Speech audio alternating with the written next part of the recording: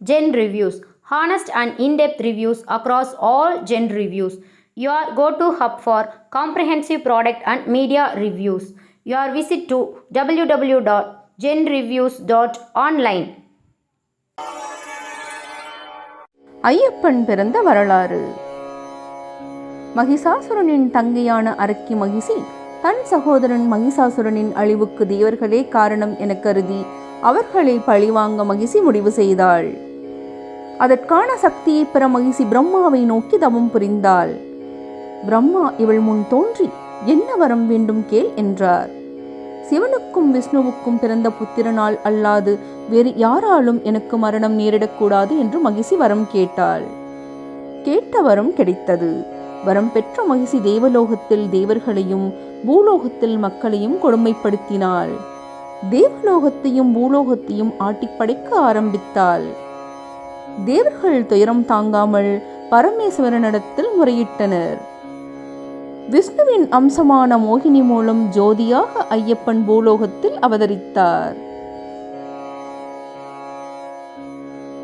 பம்பா தீர்த்தத்தில் ஒரு குழந்தையாய் ஐயன் அழும் சமயத்தில் பாண்டிய மன்னனும் பந்தளத்து அரசனுமான ராஜசேகரன் குழந்தை இல்லாத தனக்கு பகவானே அளித்ததாக எண்ணி ஐயப்பனை அழைத்துக் கொண்டார். அந்த குழந்தையை பந்தளம் கொண்டு வந்து ராணியிடம் கொடுத்து மகிழ்வித்தார். கழுத்தில் மணி இருந்ததால் மணிகண்டன் என்றும் ஐயப்பன் என்றும் பெயர் சூட்டினார்கள். இந்த நிலையில் மகாராணிக்கும் ஒரு ஆண் குழந்தை பிறந்தது. அரசனும் அரசியும் அடைந்த ஆனந்தத்திற்கு அளவே இல்லை. மணிகண்டன் வந்த நேரம் நமக்கும் குழந்தை பிறந்தது என்று ஆனந்தம் அடைந்தனர். ஆனால் எங்குமே நல்மனதை கெடுக்கும் புல்லுருவிகள் இருக்குமல்லவா? ஐயப்பன் உங்களுக்கு பிறந்த மகன் அல்ல, ஆனால் அவனையே தலைப்பிள்ளை போல் ஏன் சீராட்டி வளர்க்கிறீர்கள்? அதனால் அடுத்த மன்னனாக அவன் வரவே வாய்ப்பிருக்கிறது. உங்களுக்கு பிறந்த குழந்தை இருக்க வேறு யாரோ எப்படி அரசனாவது என அரசியின் மனதில் நஞ்சி விதைத்தனர். தீய போதனைகளால் அரசியும் மனம் மாறினாள்.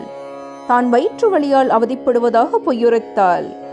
அரசவை வைத்தியரை புலிப்பால் குடித்தால் மட்டுமே தன் வயிற்று வலி தீரும் என்று கூற வைத்தாள். தாய்க்கு புலிப்பால் கொண்டு வர காடு நோக்கி புறப்பட்டான். வழியில் அரக்கி மகிஷி ஐயப்பனை தடுத்தாள். வில்லெடுத்தான் வில்லாதி வீரன், வதம் செய்தான் மகிஷியை. அவன் அவதார மகிமை பூர்த்தி பெற்றது.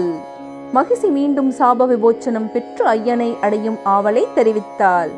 ஆனால் தான் பிரம்மச்சரிய நிஷ்டையுள்ளவனானதால் அது சாத்தியமாகாது என்றும் தான் இருக்கும் இடத்தின் இடப்பக்கத்தில் மாளிகை புறத்தம்மா என்ற பெயருடன் அவர் விளங்கி வர ஐயன் அருள் செய்தார்.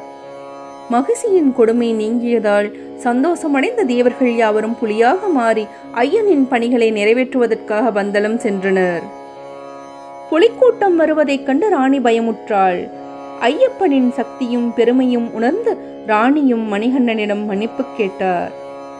மணிகண்டனும் மன்னிப்பதற்கு எதுவும் இல்லை, எல்லாம் லீலைகள் படி நடந்துள்ளன. நான் பூமியில் எதற்காக பிறந்தேனோ அந்த வேலை முடிந்துவிட்டது.